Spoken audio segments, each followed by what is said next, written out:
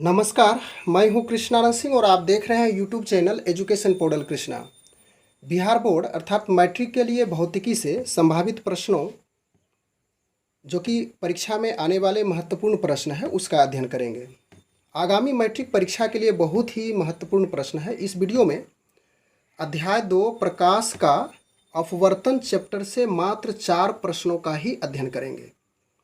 इसमें संभावित प्रश्न एक प्रकार का सजेशन इसे कहें तथा इन प्रश्नों का आदर्श उत्तर भी इस वीडियो में हम लोग पढ़ते हुए चलेंगे। तो चलिए, चैप्टर का नाम है प्रकाश का अपवर्तन और संभावित प्रश्न सजेशन क्वेश्चन इस प्रकार से है। परीक्षा के लिए काफ़ी महत्वपूर्ण है आपके लिए।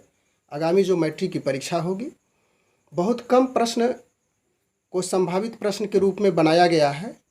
यदि आप इतना भी प्रश्न पढ़ करके परीक्षा के लिए जाते हैं तो बहुत अच्छे अंकों से आप परीक्षा में पास हो सकते हैं। पहला प्रश्न है, प्रकाश का अपवर्तन के नियम को लिखें। या तो फिर पूछा जाएगा कि स्नेल का क्या नियम है, तो इसी में दोनों उत्तर समाहित है। दूसरा प्रश्न है, पार्श्विक विस्थापन और अपवर्तनांक को परिभाषित करना है, यानी कि पार्श्विक विस्थापन क्या है, उसके बाद अपवर्तनांक क्या है, इसकी परिभाषा भी पूछी जाती है प्रायः।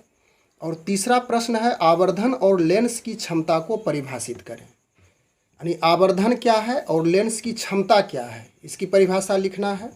उसके बाद चौथा प्रश्न है, लेंस के चिन्ह परिपाटी से आप क्या समझते हैं। तो इस प्रकार से 4 प्रश्न बनाया गया है और इसका आदर्श उत्तर एक एक करके हम लोग अब यहाँ से समझते हुए चलते हैं। पहला प्रश्न का उत्तर है, यानी कि प्रकाश का अपवर्तन के नियम को लिखना है। तो प्रकाश के अपवर्तन के 2 नियम हैं। तो सबसे पहले इस फिगर पर हम लोग दृष्टिपात करें, इसको समझें। यह 2 सतह है, तो यहाँ से किरण आ रही है, यह हो गई आपतित किरण, ये आने वाली किरण है, यानी कि इसे आप लिख भी सकते हैं आपतित किरण। और इस भाग से जब इधर किरण आती है, 2 माध्यम है, यानी किन्हीं 2 माध्यमों के लिए हम लोग कर रहे हैं। एक यह सघन विरल या तो विरल सघन, इस प्रकार से लेके चलेंगे। तो यह हो गया अपवर्तित किरण, अपवर्तित किरण। फिगर यह है, यह आपतित है, इसका कोण आई बन रहा है, यह अपवर्तित है, और O से N फिर O से P, यह एक अभिलंब डाला गया है। तो पहला नियम बताता है कि आपतित किरण अपवर्तित किरण, यानी कि आपतित किरण, उसके बाद यहाँ से अपवर्तित किरण और डाला गया अभिलंब, ये जो अभिलंब डाले हैं NO और OP, तो यह अभिलंब डाला गया है। तीनों, यानी आपतित किरण, अपवर्तित किरण और डाला गया अभिलंब, तीनों एक ही समतल में होते हैं। पहला नियम क्या है, फिर से हम लोग इसको रिवाइज करें।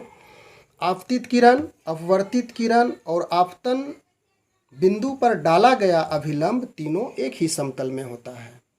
प्रयास किया गया है इस वीडियो में कि प्रश्न को सुगम और कम, यानी कि सटीक रूप से इसे बनाया जाए, यानी कि कम शब्दों में, कम वाक्यों में इसे पूरा किया गया है। समान रूप से आप देखे होंगे कि प्रश्न जब पूछा जाता है तो उसमें कहा जाता है कि विद्यार्थी यथासंभव प्रश्नों का जवाब अपनी भाषा में दे। तो उसी प्रकार से इसे अपनी भाषा में बनाया गया है। उम्मीद है आपको पसंद आएगा और आपकी परीक्षा के लिए उपयोगी भी है।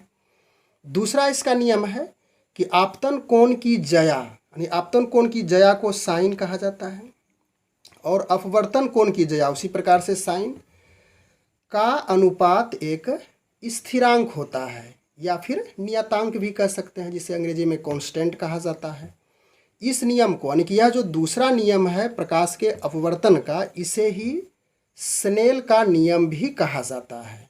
अर्थात साइन I बटे साइन R बराबर कांस्टेंट।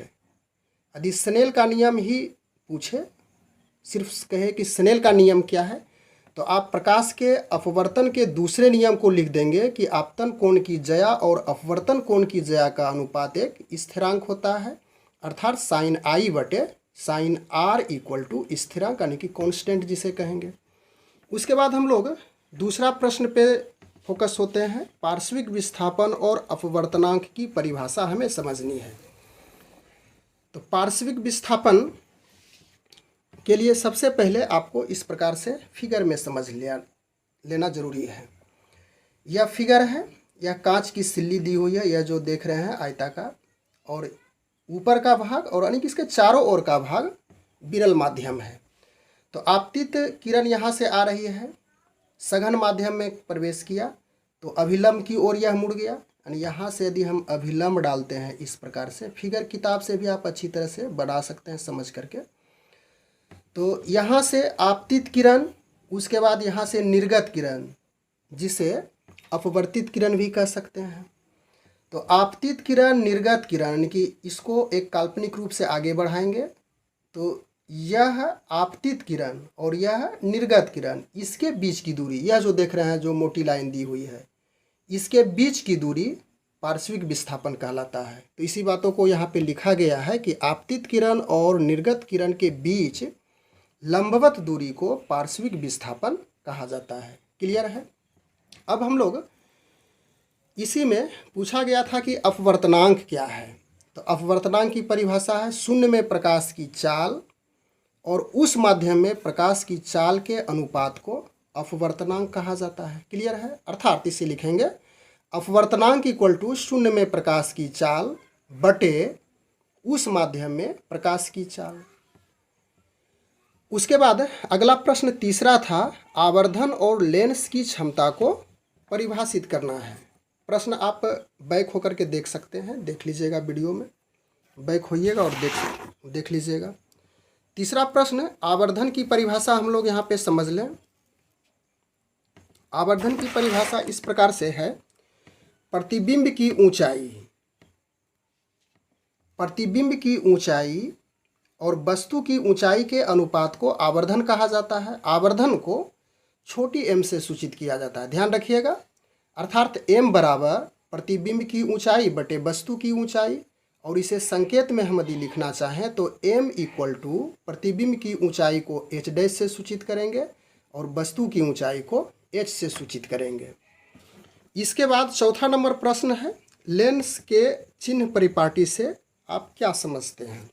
लेंस की क्षमता, किसी लेंस की क्षमता उसकी फोकस दूरी के व्युत्क्रमानुपाती होती है, यानी व्युत्क्रम होता है। अर्थात लेंस की क्षमता को P से डिनोट किया जाता है। तो P इक्वल टू 1/f यहाँ पे लिखा गया, where P equal to lens की क्षमता और F इक्वल टू फोकस दूरी। और लेंस की क्षमता का SI मात्रक समान रूप से पूछा जाता है, तो यह डायोप्टर होता है जिसे बड़ी D से डिनोट किया जाता है। उसके बाद चिन्ह परिपाटी भी हम लोग समझ लें, जो कि चौथा नंबर प्रश्न था। चिन्ह परिपाटी में पहला हो गया कि सभी दूरी, यानी कि जितनी भी दूरियां मापी जाएगी लेंस के प्रकाश केंद्र से मापी जाती है। चिन्ह परिपाटी का 3 रूल हम लोग यहाँ पे समझेंगे, 3 नियम है कि सभी दूरी लेंस के प्रकाश केंद्र से मापी जाती है। दूसरा इसका है, आपतित प्रकाश की दिशा में मापी गई दूरी धनात्मक यानी कि पॉजिटिव होती है। उसके बाद विपरीत दिशा में मापी गई दूरी ऋणात्मक यानी कि निगेटिव होती है। और तीसरा है कि लेंस के लंबवत यानी कि ऊपर की दूरी धनात्मक होती है और अक्ष के नीचे यह ऋणात्मक होती है। इसे थोड़ा सा हम लोग पिक्चर से स्पष्ट कर लें। सपोज कीजिए कि यह लेंस का प्रकाश केंद्र है, यहाँ पे इस तरह से लेंस लगा हुआ है। तो किरण यानी कि आपतित प्रकाश की दिशा, किरण इधर से इस, यह जो तीर देख रहे हैं एरो, यह जा रही है किरण इधर से इधर की ओर। तो यदि हम दूरी मापें तो ध्यान रखना है कि सभी दूरी प्रकाश केंद्र यहीं से मापेंगे। तो यहाँ से यदि इस दिशा में दूरी मापनी हो यहाँ से, तो यह धनात्मक दूरी होगी, और यहाँ से यदि इस दिशा में दूरी मापनी हो तो ऋणात्मक होगी, और इस प्रकाश केंद्र से ऊपर की ओर दूरी मापनी हो तो यह धनात्मक हो जाएगी, और प्रकाश केंद्र से यदि नीचे की ओर दूरी मापेंगे तो यह ऋणात्मक होगी। तो यही था चिन्ह परिपाटी। फिर से समझें कि सभी दूरियाँ लेंस के प्रकाश केंद्र से मापी जाएगी। उसके बाद दूसरा नियम है, आपतित प्रकाश के दिशा में मापी गई दूरी धनात्मक होगी और विपरीत दिशा में ऋणात्मक होगी। लेंस के लंबवत यानी कि लेंस के ऊपर की दूरी धनात्मक होगी और लेंस से नीचे की दूरी ऋणात्मक होगी। कि आगामी कम समय में परीक्षा के लिए आपको काफ़ी फ़ायदा पहुंचाएगा यह वीडियो। और जो अभी तक इस चैनल से नहीं जुड़े हैं, यदि आप लाभ उठाना चाहते हो, लाभान्वित होना चाहते हो, परीक्षा के लिए जो आदर्श प्रश्न है उसका आदर्श उत्तर यदि देखना चाहते हो तो ज़रूर चैनल को सब्सक्राइब करेंगे और वीडियो पसंद होने पे लाइक भी करते चलेंगे। बस आज के वीडियो में इतना ही। धन्यवाद।